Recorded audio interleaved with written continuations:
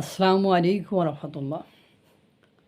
আওয়ামী লীগের বিরুদ্ধে সবচেয়ে বড় অভিযোগ হলো তারা মুক্তিযুদ্ধকে ক্ষমতায় থাকার জন্য ব্যবহার করেছে।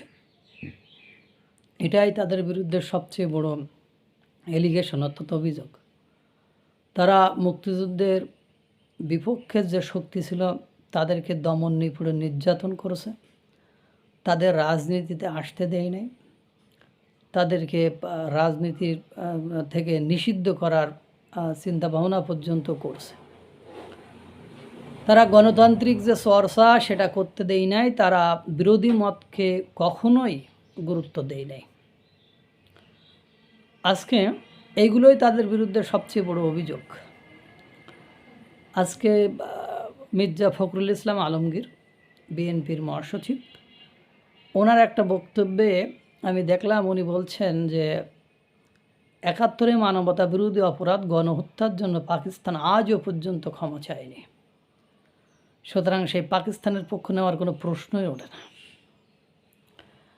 এখন তাহলে এই যে আপনারা দেখেছেন ৫ই আগস্টের পরে আগে মুক্তিযুদ্ধের বিরুদ্ধে জাতীয় পতাকা, জাতীয় সঙ্গীত, জাতির পিতা, মুক্তিযুদ্ধ বিষয়ক চেতনা এসব নিয়ে কথাবার্তা বললে বা উল্টোপাল্টা মন্তব্য করলে আপনার মামলা খাইতে হইতো।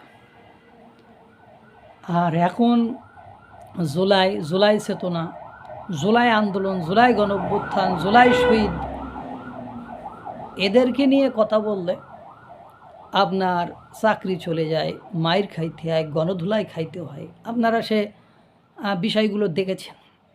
এখন তারা নতুন একটা ন্যারেটিভ চালু করেছে, সেটা হলো জুলাই ন্যারেটিভ। কোটি টাকা খরচ করে তারা ড্রোন ব্যবহার করে জুলাই স্মৃতিচারণ করেছে। আর ৩০ লক্ষ লোক শহীদ হলো, ২ লক্ষ মামুরের ইজ্জত গেল। তাদের বিষয়টা নিয়ে যারা ন্যারেটিভ সৃষ্টি করেছে, তার সপক্ষে যারা কাজ করেছে তারা অপরাধী হয়ে গেল। আমার কাছে রাজনীতির কোনো মাথামুন্ডু বলে কিছু নাই।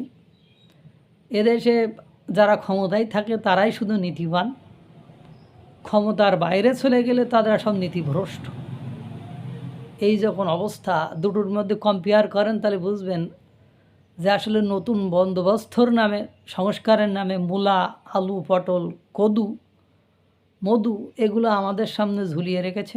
আসলে বাস্তবতা হলো আমরা সেই প্রতিহিংসা পরায়ণ, ধ্বংসাত্মক কুৎসারটনামূলক পরিবেশ পরিস্থিতি থেকে আজও বেরোতে পারেনি, ভবিষ্যতেও পারব না। তারা এখন রিফাইন্ড আওয়ামী লীগকেও ব্যান করতে চায়। আব্দুল হামিদকে দেশ থেকে পালাতে হয়। এটাই হলো নির্মম সত্যতা।